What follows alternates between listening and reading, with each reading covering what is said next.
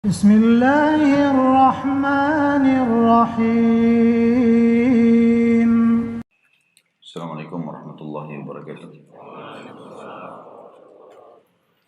Alhamdulillah, puja dan puji kita kehadirat Allah Subhanahu wa taala atas segala nikmat yang telah dilimpahkan kepada kita, dengan harapan tentu nikmat-nikmat tersebut akan dipertahankan dan ditambah olehnya sebagaimana telah Ia janjikan kepada kita, termasuk bisanya kita menghadiri salah satu kewajiban kita yang disaksikan oleh para malaikat, yaitu sholat subuh berjamaah di rumahnya atau di masjid. Juga kita panjatkan salawat dan taslim kepada Nabi besar Muhammad sallallahu alaihi wasallam, sebagaimana Allah dan malaikat telah memerintahkan atau telah melakukan, sebagaimana Allah telah memerintahkan kepada kita semua. Melanjutkan bahasan kita teman-teman sekalian, dan ini kajian sebulan sekali, buku amalan-amalan yang mendatangkan rahmat Allah.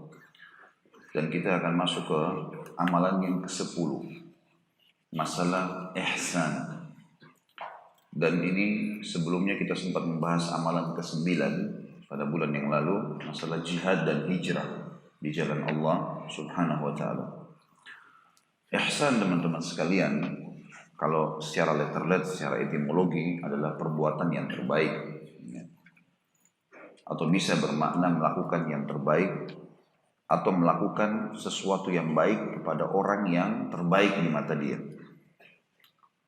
Tentu secara terminologi, makna ihsan adalah menyembah Allah seakan-akan melihatnya, dan kalau kita tidak melihatnya, yakinlah dia sedang melihat kita. Sebagaimana hadis yang masyhur masalah itu.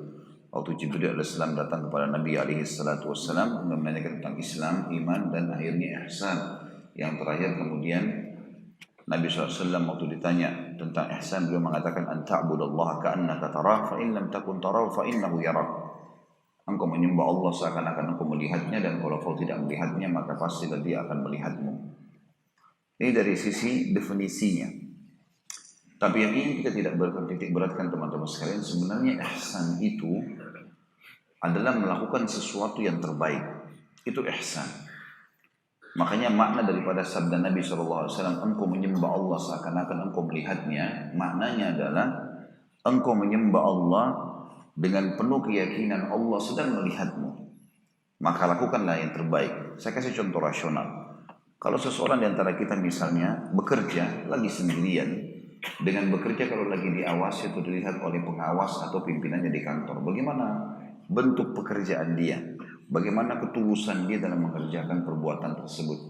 Bagaimana dia menjaga jangan sampai ada sesuatu yang salah, jangan sampai ada sesuatu yang kurang. Nah itu ihsan. Kalau dari sisi maknanya. Dalam Islam teman-teman sekalian, saya beri kronologisnya dulu. Kita selalu diperintahkan oleh Allah yang maha pemurah dan sempurna agar melakukan semuanya yang terbaik. Dan tidak ada kata-kata dalam Islam itu, oh saya cukupkan dengan ini, atau kita merasa puas dengan amal sedikit yang sudah kita kerjakan.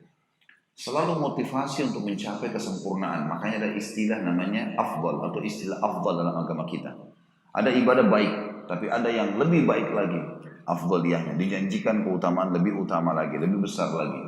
Berarti memang kita disuruh untuk mencapai tingkat-tingkat kesempurnaan itu. Mungkin ada sebagian orang mengatakan tidak ada manusia yang sempurna. Itu statement ini benar kalau yang dimaksudkan adalah hak kausalitasnya Allah.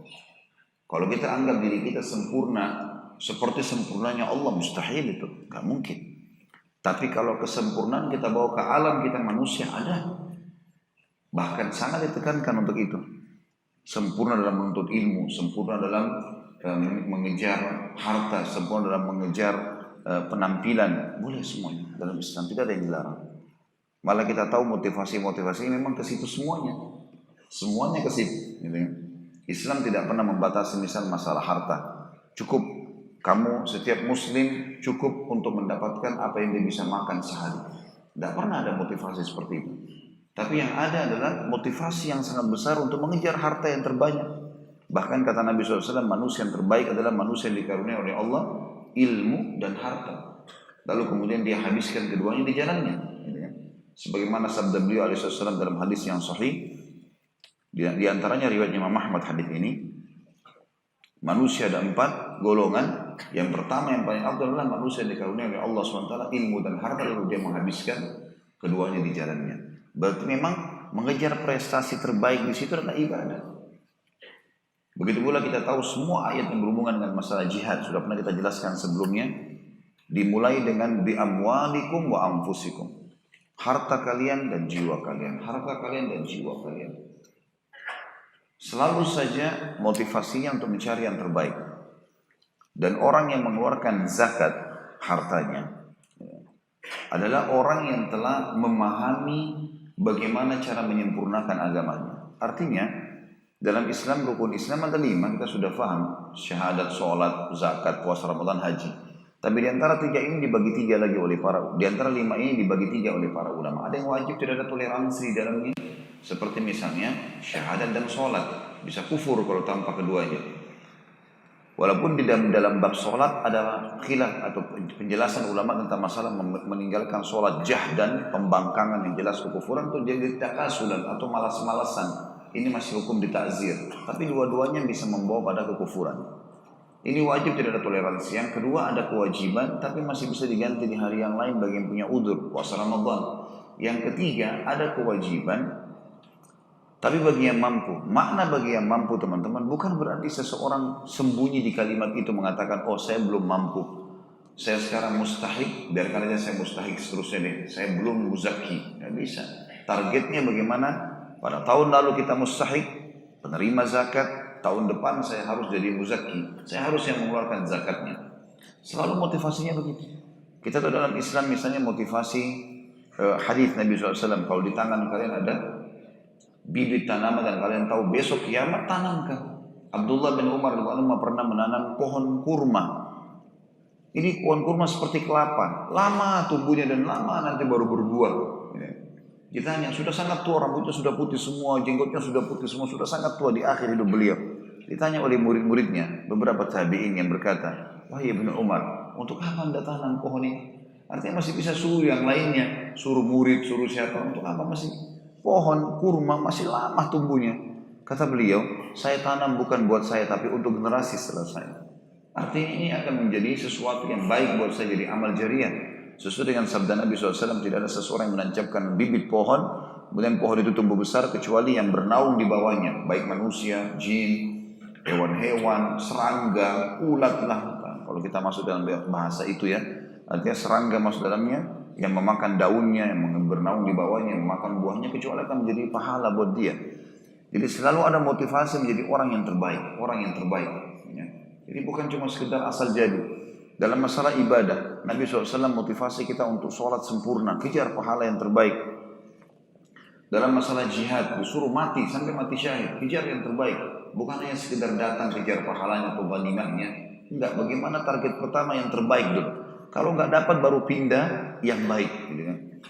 Kalau kita mati syahid itu target utama yang paling afdal. Kalau enggak, maka kita minimal sekali ya, menang dan membawa ghanimah. Seperti itulah. Dan ini semua masuk dalam seluruh lini kehidupan kita teman-teman sekalian. Jadi tidak ada kata-kata pas-pasan bagi seorang muslim. Tapi bagaimana dia mengejar yang terbaik. Dengan cara bersyukur terhadap apa yang telah Allah berikan. Lalu kemudian dia terus memperbaiki dan bermuhasabah. Bagaimana kedepannya dia menjadi orang yang jauh lebih baik dari sebelumnya. Itu memang harusnya begitu. Sebagian ulama mengatakan harimu terbagi 3. Hari yang lalu telah berlalu, umur-umur kita telah berlalu. Maka itu hari-hari yang telah berlalu. Tidak akan pernah bisa engkau memperbaikinya. Kalau dia baik, perbuatan baik, bersyukurlah. Kalau dia perbuatan buruk, beristighfarlah. Kita nggak bisa misalnya dulu pernah berzina, lalu kemudian kita review, ya, supaya kita kembali pada saat itu kita batalkan zina. Sudah terjadi, nggak mungkin. Hari yang kedua adalah harimu di hari ini. Kayak kita sekarang hari ini Allah mudahkan kita masih hidup. Ini adalah milikmu. Maka lakukanlah yang terbaik, yang paling afdal. Dan mungkin hari ketiga, hari esok yang masih tanda tanya dan tidak jelas, maka buatlah program untuknya, tapi bukan sesuatu yang harus dikejar. Belum jadi. Besok kalau kita masih hidup, lakukanlah yang terbaik. Jadi kita disuruh kejar. Dalam statement para ulama pun untuk mengejar yang terbaik. Dalam banyak sekali hal teman-teman sekalian, Umar bin Khattab sampai pernah mengatakan dalam satu statementnya, saya pernah melihat seseorang yang membuat saya kagum dari penampilannya. bersih, tampan, ya, wangi. Kata Umar, saya kagum. Begitu saya tanya tentang pekerjaannya, maka dia mengatakan, atau orang-orang mengatakan dia pengangguran, tidak ada kegiatannya. Maka sakata an aini. Orang ini tiba-tiba jadi tidak ada nilainya di mata saya. Harus punya sesuatu, berprestasi, mengejar yang terbaik. Kalau hari ini kita belum bisa, besok harus bisa. Dan motivasi terus. Hari ini belum sholat malam, besok saya harus sholat malam. Hari ini belum duha, besok saya sholat duha. Selalu yang terbaik. Selalu mengejar yang terbaik. Itu namanya ihsan. Semua kehidupan Nabi SAW seperti itu isinya, teman-teman sekalian. Bahkan para sahabat untuk memotivasi diri mereka supaya melakukan yang terbaik ini, kalau mereka luput dari satu perbuatan ibadah, mereka menghukum dirinya ya, untuk supaya memotivasi melakukan perbuatan yang baik. Abdullah bin Umar pernah ketinggalan ya, sholat berjamaah satu kali. Maka beliau membalas itu dengan memastikan dan memaksakan diri dengan sholat malam sebulan penuh. Tidak boleh luput gara-gara kehilangan sholat berjamaah sekali di masjid. Gitu kan. Jadi dimotivasi diri mereka untuk menjadi yang lebih baik. Ini semua adalah makna ihsan, makna daripada ihsan. Saya akan bacakan kata penulis. Beliau mengangkat sebuah ayat saja, surah Al-A'raf ayat 55 sampai ayat 56 tentang masalah ini. A'udzu billahi minasyaitonir rajim.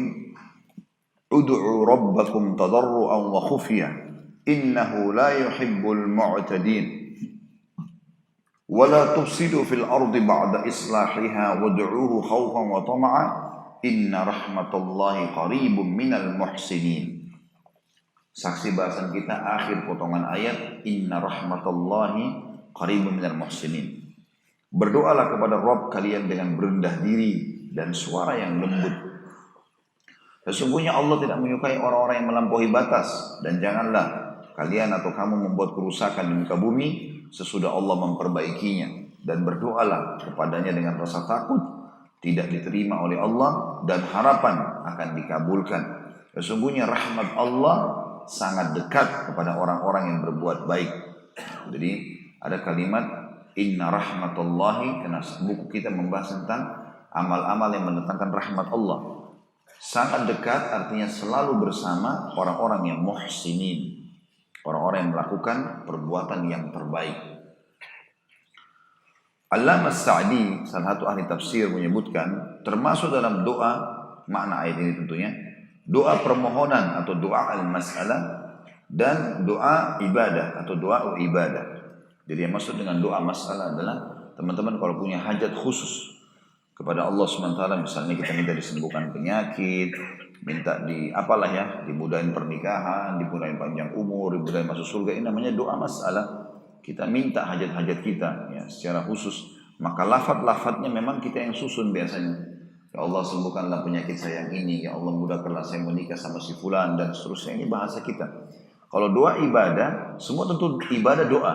Tetapi ini maksud dengan doa ibadah adalah bagaimana seseorang melakukan rutinitas doa yang dianjurkan, baik itu lafadznya, waktunya, misalnya tempatnya, jumlahnya. Seperti contoh doa keluar rumah, doa masuk rumah, doa masuk kamar mandi, keluar kamar mandi ditentukan. Nah, seperti itulah.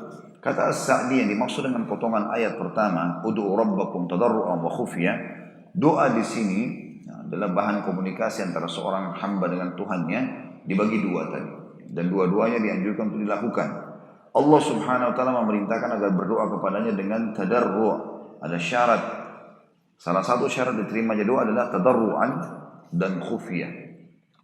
Kalau tidak salah saya sebutkan dalam judul ceramah kami di YouTube itu, dahsyatnya doa. Ada 9 atau 10 ya, syarat diterimanya doa. Selain ikhlas, kemudian tidak tergesa-gesa ya, dalam menyebutkan lafadznya dan menunggu jawabannya. Kemudian juga tidak meminta sesuatu yang haram. Kemudian juga tidak menggunakan atau tidak mengkonsumsi makanan, minuman dan pakaian yang haram. Kemudian juga masuk dalamnya adalah menggunakan tahmid, membukanya dengan nama Allah Bismillah atau Alhamdulillah, dan juga menggandengkan tahmid tersebut dengan salawat kepada Nabi alaihi salatu wassalam. Kemudian juga masuk di dalamnya adalah berdoa kepada Allah dengan khauf dan tamak. Ini salah satu syarat doa. Khauf artinya kita berharap agar Allah Subhanahu wa taala, atau kita khawatir jangan sampai Allah tidak terima. Kekhawatiran ini biasanya membuat orang lebih khusyuk. Dan tamak dengan rahmat Allah. Ini salah satu syarat doa. Jadi saya pernah jelaskan teman-teman sekalian, lebih afdal dan lebih Allah cintai seseorang yang sedang sehat minta agar kesehatan itu yang dipertahankan. Seseorang yang sudah kaya minta kekayaannya dipertahankan atau ditambahkan oleh Allah. Seseorang sudah punya keturunan minta lebih ekstra. Yang penting selama itu halal dalam agama boleh diminta lebih. Itu namanya tamak dengan rahmat Allah. Beda itu pahalanya dengan orang yang kalau sudah sakit baru minta disembuhkan, sudah bangkrut baru minta dibantu, gitu kan? Maka di sini ada namanya istilah tamak. Jadi kita boleh tamak dengan rahmat Allah. Kita nggak boleh tamak dengan hak manusia, tapi kita tamak dengan rahmat Allah itu dianjurkan. Nabi SAW memotivasi kita, kalau kalian minta surga, mintalah Firdaus. Karena dia tempat yang tertinggi di surga. Mungkin antum bertanya, bisa nggak amalku sampai ke sana? Para sahabat sudah bertanya, gitu kan? Apakah ya Rasulullah amal kami bisa sampai ke sana? Cukup nggak dengan untuk amal ini untuk masuk ke Firdaus? Kata Nabi SAW, rahmat Allah jauh lebih luas dari itu. Rahmat Allah jauh lebih luas. Kita masuk surga semua dengan rahmatnya Allah Subhanahu wa ta'ala. Tinggal merengek dan minta kepadanya, dia akan berikan. Kemudian dikatakan makna tadarru' juga di sini disuruh mohonlah, berdoalah kepada Rabbmu dengan berendah diri. Ini juga salah satu syarat yang lain ya. Harus berendah diri. Ya, bukan dengan kesombongan memohon kepada Allah dan dengan suara lembut. Ini syarat juga. Jadi nggak usah teriak-teriak. Allah SWT tahu apa yang kita ucapkan. Ya. Makanya Abu Bakar radhiyallahu anhu pada saat lagi sholat malam, suaranya kecil sekali. Kemudian Umar bin Khattab suaranya keras. Lalu Nabi SAW lewat, kebetulan di rumah mereka berdua sebelum subuh, selesai sholat malam. Lalu Nabi SAW balik ke masjid. Waktu Abu Bakar sama Umar datang radhiyallahu anhu ke masjid, kata Nabi SAW kepada Abu Bakar, "Hai Abu Bakar, kenapa kau baca dengan suara lembut semalam? Kenapa saya dengar suaramu seperti itu?" Kata dia, "Ya Rasulullah, saya tahu siapa yang saya sedang panggil. Tuhanku sudah saya tahu." Artinya cukup dengan suara yang lembut, ya, itu sudah jelas, sudah didengar. Lalu kata Nabi SAW kepada Umar, "Hai Umar, kenapa kau keraskan suaramu?" Dia bilang, "Ya Rasulullah, agar tetangga saya juga bangun sholat malam." Gitu kan? Bangunkan mereka sholat malam, gitu kan? Bukan niat riya untuk memanggil mereka beribadah, gitu kan? Sama dengan kalau orang mau ke masjid, "Ayo Pak, sholat yuk." Dengan niat tidak riya itu boleh saja. Maka kata Nabi SAW, "Hai Abu Bakar, keraskan sedikit suaramu. Hai Umar, kurangi sedikit suaramu." Disuruh tengah-tengah. Jadi makna yang dimaksud juga dengan lembut sini teman-teman, bukan tidak ada suara sama sekali di dalam hati. Enggak, keluarkan. Sholat sir, sholat duhur dan asar yang mengecilkan suara, sir ini bukan menghilangkan suara, tapi mengecilkan suara. Itu yang benar. Tetap kita keluarkan, tapi kita tahu Tuhan kita yang sedang kita panggil. Kemudian dikatakan lanjutannya adalah, dan Allah tidak menyukai orang yang melampaui batas. Kata sebagian ulama tafsir yang dimaksud dengan kalimat ini adalah seseorang tidak memohon kepada Allah nanti kalau punya hajat saja. Misalnya dia cuma doa masalah. Kalau ada hajat baru minta sama Allah. Tapi doa ibadahnya, doa keluar rumah, doa mau makan, doa habis makan, ini nggak pernah dibaca sama dia. Itu melampaui batas yang dimaksud dalam makna ayat ini. Karena Allah telah menyinggung masalah doa. Ya, makanya harus dua-duanya dilakukan. Semua jenis doa dilakukan. Dan ini bentuk manja seorang hamba dengan Allah SWT. Tanda kutip di sini bagaimana dia bergantung sepenuhnya kepada sang pencipta Allah. Kata beliau, Allamah Sa'di, Allah Subhanahu wa taala memerintahkan agar berdoa kepadanya dengan tadarru atau merendah diri, yakni bersungguh-sungguh dalam memohon dan giat dalam beribadah, dan khufiyah, suara yang lembut, yakni tidak dengan jahar atau suara keras karena dikhawatirkan riya, tapi berdoa dengan suara lembut dan ikhlas karena Allah. Yang dimaksud dengan suara lembut tadi saya sudah bilang adalah suara yang tetap keluar tapi dia yang dengar. Tapi dia yang dengar, atau mungkin terkadang karena dia harus keluarkan, ya, maka teman di sebelahnya mungkin bisa mendengarkan, mungkin akan mendengarkan itu. Kemudian dikatakan lanjutan ayat, tentu di sini di buku ini tidak dituliskan tentang tafsir ayat ini, tapi saya coba bacakan. Kata Allah, wala tufsidu fil ardi ba'da islahiha. Ini ada salah satu poin yang harus digarisbawahi untuk menjadi orang yang muhsin. Selain dia beribadah kepada Allah dengan tadarruan wa khufiyah, nah, dia harus dengan merendah dan suara yang kecil, juga tidak boleh membuat kerusakan di muka bumi setelah Allah memperbaikinya. Kata para ulama tafsir, maksud dengan membuat kerusakan adalah melakukan kemaksiatan atau merusak tatanan yang sudah ada yang Allah telah tata sehingga berbau pelanggaran kepadanya. Tentu ini tidak masuk dalamnya kalau kayak tanah kosong lalu kita bangun bangunan, bukan itu yang dimaksud. Karena ini kita sedang mengurus bumi dan mengatur seperti perintah Allah suruh membangun masjid misalnya. Tapi yang dimaksud di sini teman-teman sekalian adalah orang yang sengaja membuat kerusakan, sengaja membongkar, mencabut atau membakar hutan misalnya, mencabut pohon-pohonnya, merusak tatanan-tatanan yang akhirnya mengganggu maslahat umum. Allah melarang, setelah Allah memperbaikinya tidak boleh sama sekali. Dan ini tentu sudah menjadi ciri orang mukmin, sebagaimana sabda Nabi SAW, orang mukmin seperti lebah yang kalau dia mampir atau hinggap di sebuah tempat dia tidak akan merusaknya. Ya. Kemudian juga kata Allah SWT, wad'uhu khawfan wa tama'a, dan berdoalah dalam kondisi takut ya, dan juga tamak. Sudah saya jelaskan tadi. Jadi di dalam ayat ini ada 4 syarat doa yang disebutkan tadi. Berdoa kepada Allah tadarruan, tunduk merendah, khufiyah ditambah dengan khufiyah. Khufiyah adalah suara lembut, tidak menghilangkan tapi ada suara. Kemudian yang kedua, yang ketiga khauf, penuh dengan rasa takut. Takut masuk neraka sehingga rajin berdoa diselamatkan dari neraka. Takut, khawatir tidak masuk ke surga sehingga rajin berbuat amal soleh supaya masuk surga. Dan tamak, selalu tamak. Jadi banyak orang teman-teman sekalian meninggalkan doa karena dia rasa hari ini saya sehat, hari ini saya kuat, pekerjaan saya masih bagus, tidak ada masalah dalam rumah tangga, anak-anak saya sehat, udah saya nggak perlu berdoa. Ini keliru ini. Harus kita berdoa. Sebagaimana sabda Nabi SAW, kenalilah Tuhanmu pada saat kamu sedang sulit, maka dia akan mengenalimu pada saat kamu sedang susah. Penutupan ayat yang jadi saksi bahasan kita, innahu la yuhibbul saya baca kembali kata Al-Alama Sa'di, dia kembali ke kalimat innahu la yuhibbul mu'tadin. Sesungguhnya Allah tidak menyukai orang-orang yang melampaui batas, yakni melampaui batas dalam segala urusan. Di antara perbuatan melampaui batas adalah seorang hamba memohon kepada Allah hal-hal yang tidak patut baginya. Ini melengkapkan bahasan kita tadi. Atau berlebihan dalam meminta, atau berlebihan dalam mengeraskan suara dalam saat berdoa. Semua ini termasuk dalam kategori melampaui batas yang dilarang.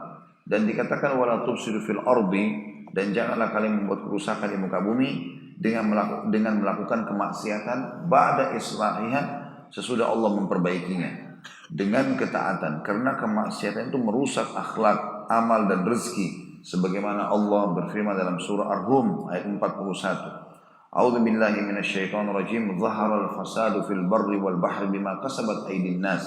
Al-ayat, telah nampak kerusakan di darat dan di laut disebabkan karena perbuatan tangan manusia. Jadi kalau teman-teman misal, mohon maaf, dicoba sama Allah dengan penyakit, maka yang paling pertama istighfar dulu kepada Allah. Ada seorang ikhwah pernah mengalami itu. Alhamdulillah sudah mendapatkan panduan yang sudah kami sampaikan. Jadi rupanya dalam keseharian sempat sholatnya terbengkalai, tertunda. Sempat juga mengalami permasalahan dengan istrinya. Dalam satu hari itu, sempat beberapa poin, ada kesalahan-kesalahan, ada masalah-masalah yang terjadi.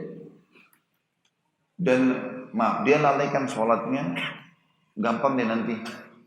Kemudian sempat menonton beberapa cuplikan film, sempat ini, sempat itu beberapa pelanggaran. Besok paginya pada saat dia bangun, dia mengalami masalah di tubuhnya, ada salah satu tubuhnya yang sakit. Waktu konsultasi tanya dengan saya, gimana keadaannya? Saya bilang sebenarnya sederhana. Boleh berobat ke dokter, silakan. Tapi kalau dari apa yang antum sampaikan kemarin tadi itu, rentetan ini, lalainya dari sholat, nontonnya film, ini kemaksiatan. Ini termasuk kerusakan. Kalau ini antum istighfari kepada Allah, dengan izin Allah, insya Allah dengan izin Allah, sakit itu akan hilang. Sambil ikhtiar. Tapi permasalahannya sakit itu datang peringatan dari Allah kena pelanggaran kemarin. Nah banyak orang tidak muhasabah seperti itu. Kadang-kadang dia berpikir, oh ini murni. Kalau dia tabrakan misalnya, atau tidak dia mau makan terus tidak dapat, atau apa saja, ini kebetulan karena tidak datang. Bukan. Jadi kan bahan muhasabah. Ada dosa enggak? Karena tidak mungkin orang yang muhsin, orang yang berbuat kebaikan, lalu Allah angkat fasilitasnya, enggak mungkin. Itu enggak mungkin. Berarti ada masalah di sini. Sampai para ulama salaf rahimahumullah dari tabi'in, sudah umum di antara mereka ini kalau kaki mereka kesentuh batu mereka mengatakan inna lillahi wa inna ilaihi raji'un, astagfirullah wa atubu ilaih. Ya, kami milik Allah, kami akan kembali kepada Allah. Musibah apa ini? Kenapa kaki saya kesentuh batu? Ya. Maka beliau mengatakan atau mereka mengatakan, ya Allah aku memohon ampun kepadamu. Kalau kita subhanallah mau kesentuh batu, mau ke selio, mau ke segala macam nggak peduli, gitu kan? Mestinya harus sadar kalau itu adalah kesalahan-kesalahan yang terjadi. Sebagaimana halnya dengan ketaatan kata beliau, maka akhlak, perbuatan, rezeki dan ihwal dunia dan akhirat menjadi baik karenanya. Kalau orang berbuat menjaga, tidak berbuat masalah, maka Allah jaga semua itu rezekinya. Dan coba teman-teman sekalian komitmen, jalankan semua yang Allah perintahkan semaksimal mungkin, tinggalkan yang Allah larang. Maka kita rasakan nanti, coba muhasabah baik-baik dalam keseharian itu, seperti Allah mudahin semua.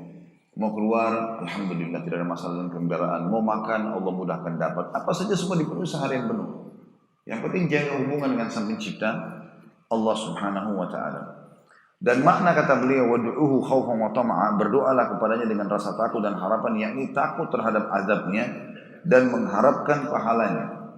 Imam Az-Zahabi rahimahullah masukkan dalam salah satu kategori dosa besar adalah merasa aman dari makarnya Allah. Ini kebodohan ya.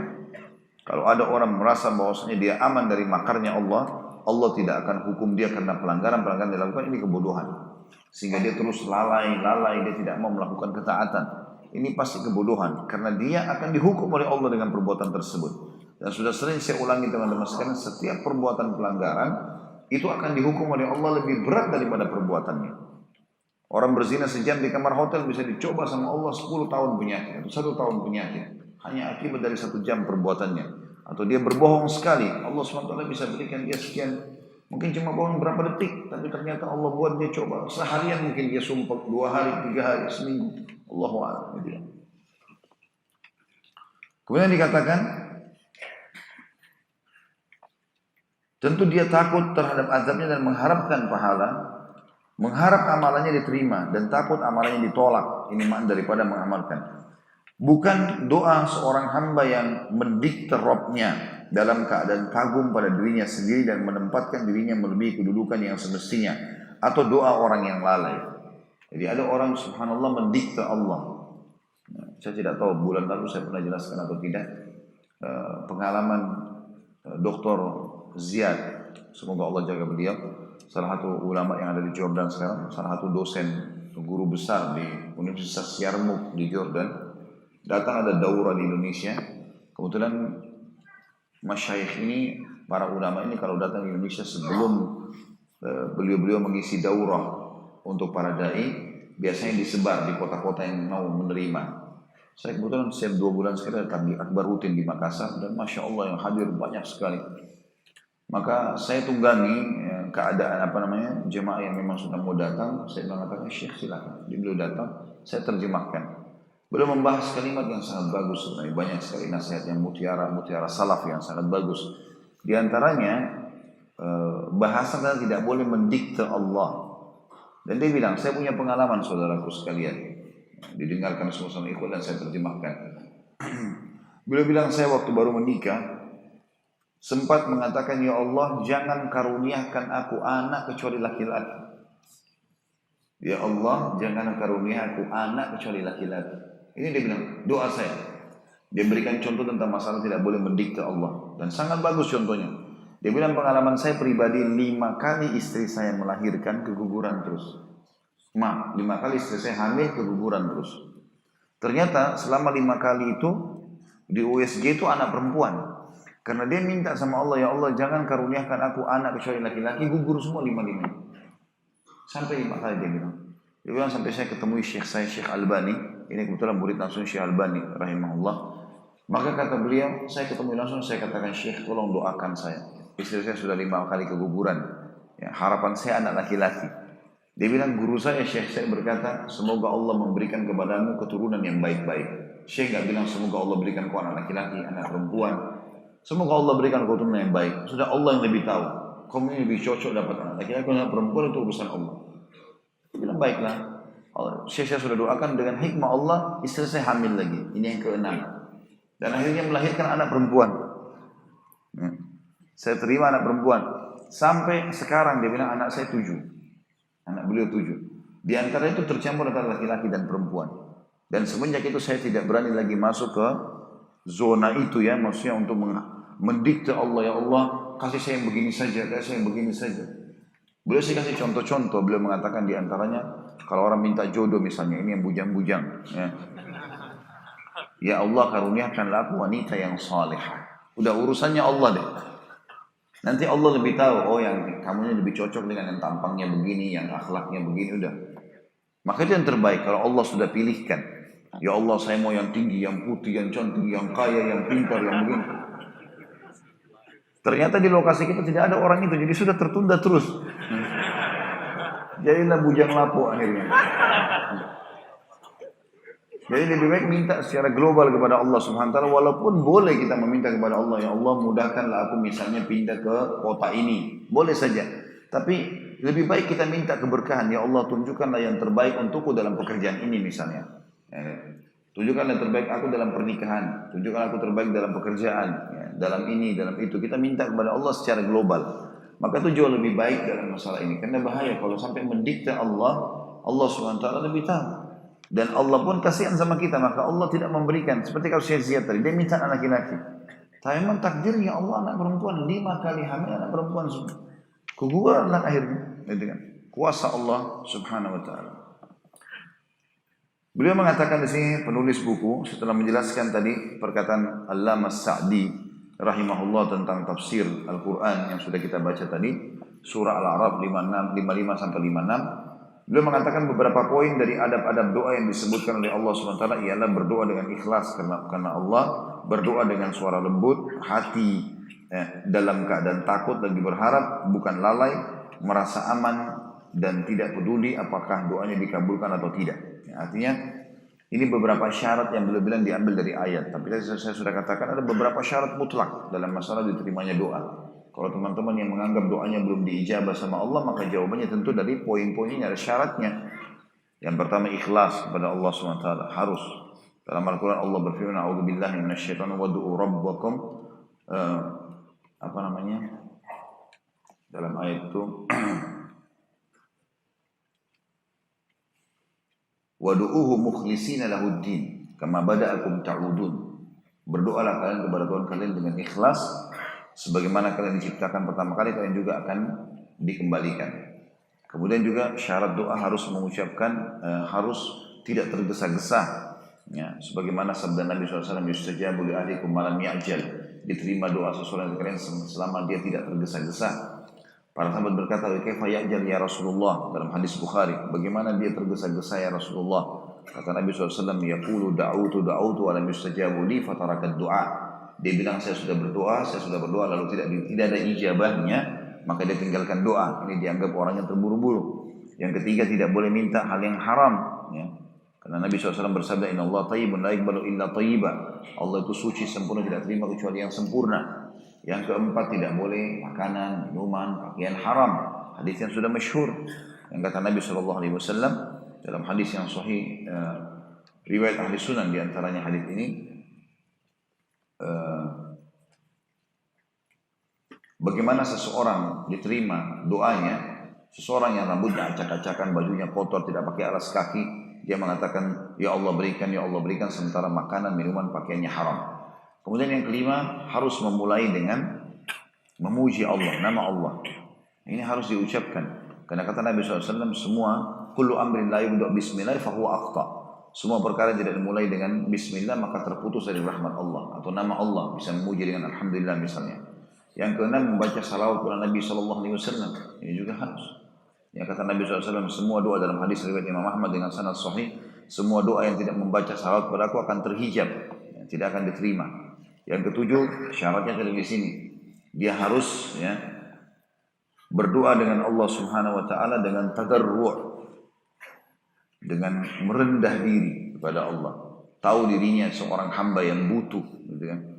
Ya sama mungkin kalau kita meminta sesuatu, jabatan atau meminta pekerjaan atau mau melamar anaknya orang lain, tentu saja kita ya harusnya kita merendah, artinya kita merasa diri kita memang butuh. Sebenarnya tidak samakan antara itu dengan Allah SWT, tapi seperti itu kurang lebih gambarnya supaya mudah difahami. Kemudian juga masuk di dalamnya selain tadarru, masuk syarat setelahnya yang ketujuh atau yang kedelapan ya, tentang masalah tadi ya, khufyah, dengan suara yang lembut, tetap terdengar. Kemudian juga masuk dalam syaratnya, dalam ayat ini dikatakan adalah yang ke-9, dia harus berdoa kepada Allah SWT khauf, penuh dengan rasa takut, khawatir tidak diterima, khawatir masuk neraka. Kemudian yang terakhir adalah, bukan terakhir sebenarnya, masuk yang ke-10 adalah tamak dengan rahmat Allah Subhanahu wa taala, dan juga masuk di dalam doa yang tidak kalah pentingnya adalah menggunakan dan memaksimalkan doa waktu-waktu mustajab doa. Ini ada banyak sekali pada saat antara azan dan iqamah, pada saat musafir, pada saat hujan sedang turun, ya, pada saat jihad sedang berkecamuk, doa orang tua buat anaknya, sepertiga malam, banyak sekali waktu-waktu mustajab.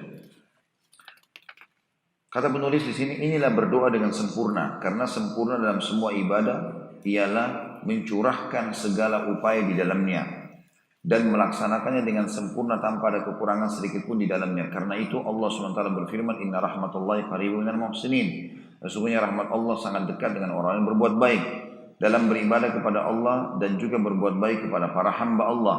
Setiap kali hamba lebih banyak berbuat kebaikan, maka ia lebih dekat kepada rahmat Rabb-Nya, dan Rabb-Nya dekat dengannya dengan rahmatnya.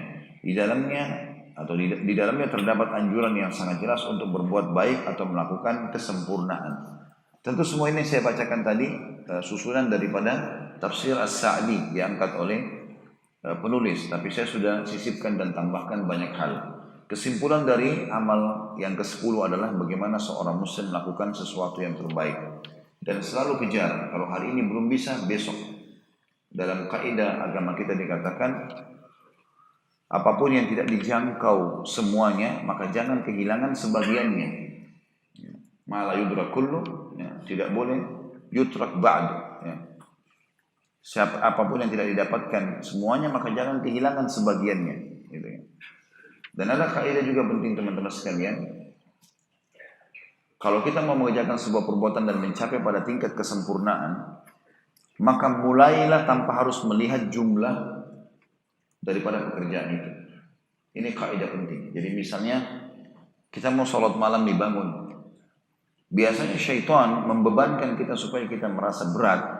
Ini sholat malam 8 rakaat, tambah witirnya 3, 11 rakaat, masih mengantuk. Jangan itu yang dipikirkan, tapi mulai saja dulu. Bergulir saja dulu, karena bergulirnya itu akan membuat kita mudah melakukannya. Kata sebagian ulama, kalau seseorang muslim melakukan sebuah ibadah, seperti dia sedang lomba lari dengan syaitan. Kalau dia belum memulai lari, maka syaitan dengan mudah mengganggunya. Misal rivalnya mengatakan, kamu lemah, kamu gak bisa, kamu apa saja. Maka dia sudah jatuh semangatnya lebih dulu sebelum dia memulainya. Itu kalau orang tetap di tempat, tidak berlari. Tapi kalau dia begitu sudah di garis start, dia sudah mulai berlari, maka musuhnya untuk mengganggunya, apalagi mengalahkannya, harus lari lebih cepat daripada dia. Kita kalau bangun misalnya tengah malam teman-teman sekalian, kita seperti orang yang belum lari. Syaitan masih berusaha menggoda kita, tapi begitu kita berlari, bangun, wudu, seperti kita sedang berlari, syaitan kerepotan, dia harus lari lebih cepat daripada kita supaya mengganggu kita. Kemudian kalau kita sudah sholat, dia kesulitan. Terus saja, selesai 2 rakaat kita lanjutkan lagi, maka otomatis dia tidak akan bisa. Ya, mengganggu kita minimal maksimal yang dia bisa lakukan hanya mengurangi sedikit kadar pahala. Maka harusnya kita menggulirkan perbuatan itu. Baik, ini masalah ihsan. Saya akan masuk teman-teman sekalian, sebagaimana saya usahakan setiap kali pertemuan kita bahas 2. Amal yang ke-11 tentang rahmat Allah adalah berinfak di jalan Allah. Sebagaimana diangkat oleh penulis firman Allah Subhanahu wa taala berhubungan dengan masalah rahmatnya Allah bagi orang yang berinfak, surah At-Taubah ayat 99. Yang bunyinya a'udzubillahi minasyaitonirrajim. Wa minal a'rabi man yu'minu billahi wal yawmil akhir wa yattakhidhu ma yunfiqu qurabatin 'indallahi wa salawatir rasul. Ala innaha qurbatul lahum sayudkhiluhumullahu fi rahmati innallaha ghafurur rahim. Saksi bahasan kita kalimat atau firman Allah, sayudkhiluhumullahu fi rahmati. Dan di antara orang-orang Badui itu, hai Muhammad, ada orang-orang yang beriman kepada Allah dan hari kemudian dan memandang apa yang dinafkahkan di jalan Allah itu sebagai jalan mendekatkan diri kepada Allah dan sebagai jalan untuk memperoleh doa Rasul. Ketahuilah sungguhnya infak itu adalah suatu jalan bagi mereka untuk mendekatkan diri kepada Allah. Kelak Allah akan memasukkan mereka ke dalam rahmatnya. Di sini makna terjemahannya bisa surga atau bisa juga keseluruhan rahmat secara global. Artinya mendapatkan karunia di dunia dan juga di akhirat akan masuk surga. Dan sesungguhnya Allah Maha Pengampun lagi Maha Penyayang. Kata penulis, makna dari firman Allah, wa minal a'rabi man yu'minu billahi wal yawmil akhir wa yattakhidhu ma yunfiq, al-ayat. Dan di antara orang-orang Badui itu ada orang-orang yang beriman kepada Allah hari kemudian dan memandang apa yang dinafkahkan itu, ya, titik-titik ayatnya. Yang dimaksud dalam jihad dan sedekah. Dimaksud ayatnya adalah dalam jihad dan sedekah. Jadi ada orang-orang Badui pada saat Nabi SAW mengatakan jihad, maka mereka segera mendatangkan hartanya dan juga datangkan jiwanya untuk menyumbang. Ya, maksud dalam ini tentu semua perbuatan kebaikan yang membutuhkan sumbangan, kayak masjid misalnya, madrasah atau apa saja yang sedang dibangun dan butuh uluran tangan kita, maka ini termasuk juga dalam ayat ini. Kemudian kurubat, makna daripada firman Allah, pendekatan diri kepada Allah adalah yang dimaksud seseorang ikhlas dalam memberikan di jalan Allah dan menjadikan apa yang dia keluarkan untuk Allah SWT, sehingga dia tidak perlu melihat siapa yang menerima. Tidak perlu melihat siapa yang menerima, intinya dia memberi. Dia memberi, ya. Kemudian indallahi wa salawatir rasul, dia jadikan pendekatan diri itu kepada Allah dan sebagai jalan untuk memperoleh doa Rasul. Jadi ada sebagian orang Arab Badui, mereka melakukan cara kalau ingin meminta agar Nabi SAW mendoakan, maka mereka mendatangkan sesuatu dari kampung mereka diberikan. Ya. Jadi tidak salah teman-teman sekalian kalau ada seseorang yang kita datang kepada orang yang masih hidup, orang saleh, kita mengatakan tolong doakan saya, tolong doakan anak saya. Dan itu terjadi dari para sahabat. Bahkan termasuk adab yang mereka lakukan adalah mereka memberikan sesuatu kepada Nabi SAW dengan infak itu, berharap agar rahmatnya Allah datang dengan infak tersebut dan berharap agar Nabi SAW mendoakan mereka bisa mati syahid di medan perang, bisa mendapatkan rahmatnya Allah yang luas. Yang dimaksud dengan salawatir Rasul adalah minta doanya Rasul. Ya, jadi ini berarti menandakan bolehnya kita meminta agar orang yang masih hidup mendoakan kita. Karena beliau mendoakan orang-orang yang bersedekah dengan kebaikan dan keberkahan serta memohon ampunan untuk mereka. Seperti ucapan beliau misalnya, Allahumma salli ala ali Abi Aufa. Ya Allah, curahkanlah salawat atau kebaikan dan keberkahan untuk keluarganya Abu Aufa. Setelah keluarga Abu Aufa ini menginfakkan harta mereka untuk jihad di jalan Allah Subhanahu wa taala. Potongan ayat ala innaha, ketahuilah sesungguhnya, yakni nafkah dan doa Rasul itu qurbatun lahum, adalah suatu jalan bagi mereka untuk mendekatkan diri kepada Allah. Jadi dalam ayat ini dipastikan sedekah yang kita keluarkan atau kita membantu seseorang, baik itu untuk jihad atau yang lainnya, itu termasuk mendekatkan diri kepada Allah SWT. Dan juga termasuk waktu Rasulullah SAW masih hidup, kalau seseorang datang mengatakan doakanlah saya, ini termasuk pendekatan diri kepada Allah Subhanahu wa taala. Dan tentu kalau setelah Rasulullah SAW meninggal, termasuk adalah orang-orang saleh yang bisa kita datangi, dan termasuk juga orang tua kita yang masih hidup tentunya. Yang kita bahas adalah garis bawah kalimat masih hidup, karena orang yang sudah meninggal tidak bisa memberikan manfaat sama sekali. Sebagaimana Allah berfirman kepada Nabi Muhammad SAW dalam salah satu ayatnya, A'udzubillahi minasyaitonirrajim, innaka latusmi'u man fil kubur. Kau tidak akan pernah bisa memperdengarkan orang-orang yang ada di kuburan, hai Muhammad. Jadi memang kita yang mendoakan mereka, tapi orang yang masih hidup silahkan. Ya, kalau kita menganggap orang ini baik, bahkan sunnah Nabi SAW kita saling mendoakan kalau saudara kita lagi sakit. Kita mengatakan tahur wa syifa, insyaallah semoga jadi pembersihan dosa dan juga kesembuhan dengan izin Allah dan seterusnya. Ini adalah, kata beliau, persaksian dari Allah bagi orang yang bersedekah akan kebenaran apa yang diyakininya, bahwa infak adalah jalan untuk mendekatkan diri kepada Allah dan mendoakan doa dan mendapatkan doa Rasul alaihissalatu wassalam. Membenarkan harapannya lewat istinaf atau kata permulaan dengan dua huruf tanbih atau perhatian. Dengan demikian pula dengan kalimat sayudkhiluhumullahu fi rahmati. Maksudnya Allah memastikan jawabannya. Orang-orang Badui berharap memberikan infak supaya dapat rahmatnya Allah, supaya dia dekat dengan Allah, dan supaya juga Rasulullah mendoakan. Maka Allah memastikan bahwasanya dua-dua itu mereka bisa dapatkan untuk mendekatkan diri kepada Allah subhanahu wa ta'ala. Makanya Allah menjawab mengatakan sayudkhiluhumullahu fi rahmati. Kelak Allah pasti akan memasukkan mereka ke dalam rahmatnya. Tadi sudah saya sebutkan di awal pertemuan, bisa berarti rahmat secara umum yang kita bisa dapatkan di dunia dan juga di akhirat masuk ke dalam surganya. Kemudian juga dikatakan ayat ini juga memberikan gambaran tentang bagaimana pentingnya sedekah dalam Islam, dan bahwasanya sedekah bila diikuti oleh pelakunya dengan niat ikhlas, maka Allah mengatakan innallaha ghafurur rahim di akhir ayat, bahwasanya Allah Maha Pengampun dan juga Maha Penyayang. Maknanya adalah Allah akan memberikan pengampunan dosa bagi setiap orang yang berinfak, dan Allah akan berkasih sayang dengan orang yang suka berinfak di jalannya walaupun sedikit yang dia keluarkan. Kemudian juga sebagian ulama menambahkan makna kalimat wa yattakhidu mimma yunfiqu qurbatin indallah, bahwasanya mereka memandang apapun yang dinafkahkan di jalan Allah itu sebagai jalan mendekatkan diri kepada Allah, masuk dalamnya semua jenis infak, baik itu makanan, minuman, pakaian, nasihat, harta, ya, uang, semuanya. Karena banyak orang di antara muslimin berpikir bahwasanya yang dimaksud dengan infak hanya saja duit. Padahal sebenarnya bisa memberikan makanan, minuman, pakaian, semua masuk dalam infak, gitu kan? Dan pada saat Nabi SAW mengumandangkan jihad misalnya, sahabat ada yang membawa uang, emas dan perak, ada yang membawa kuda, ada yang membawa unta, ada yang membawa kurma, apa saja mereka infakkan di jalan Allah, maka ini semua masuk di dalamnya. Sampai Nabi SAW pernah menggambarkan waktu orang-orang miskin datang ke Madinah dari kaum Arab, orang-orang Badui, karena susahnya mereka sampai wajah mereka menghitam dan memiliki cuma satu lembar kain. Nabi SAW motivasi sahabat, ayo sudah silakan berinfak, pahalanya begini dan begitu, jelaskan hadis yang cukup panjang. Kemudian closing hadisnya kata Nabi SAW, ya, dan berinfaklah atau selamatkan diri kalian dari api neraka, ittaqun nar walau bisyikki tamra.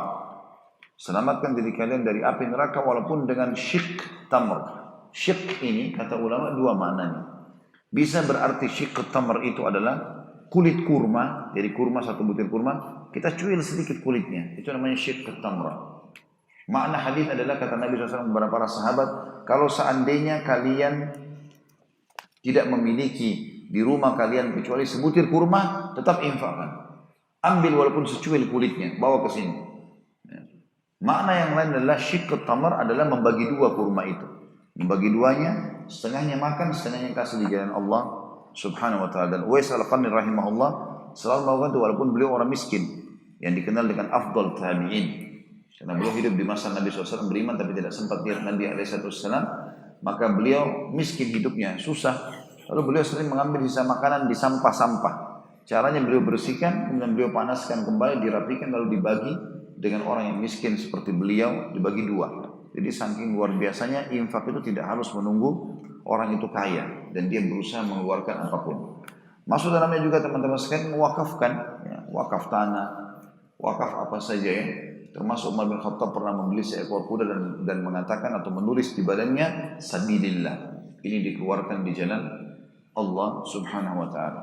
Teman-teman sekalian, kita berdoa kepada Allah SWT semoga milik kita diberkahi olehnya dan dijadikan sebagai tambahan amal kita pada hari kiamat, dan semoga seluruh amal yang pernah kita kerjakan sampai menjelang ajal nanti diterima dengan kemahamurahannya, dan semoga semua dosa tidak terkecuali yang pernah kita kerjakan sekecil dan sebesar apapun diganti dengan kemahamurahannya menjadi pahala. Dan selalu kita doakan negara kita Indonesia agar menjadi negara yang aman, tentram, damai.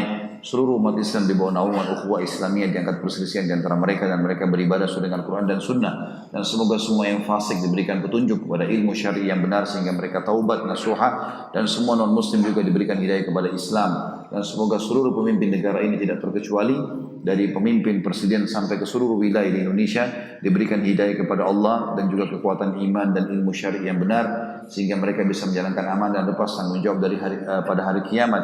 Dan semoga saja seluruh utang Indonesia juga dilunasi oleh Allah Subhanahu wa taala sehingga negara ini bisa menjadi lepas dari utang riba dan segala macam yang berhubungan dengan maksiat kepadanya. Dan semoga saja saudara kita di Palestina, di Syria, di Yaman, di Irak, di Myanmar, di Aqsa, di mana pun mereka sedang tertindas, semoga Allah ikhlaskan niat mereka, terima para syuhada mereka, muliakan Islam di tangan mereka dan kita semua, dan semoga Allah partisipasi kita bersama mereka di pahala, baik dengan doa, dengan harta, juga dengan jiwa kita.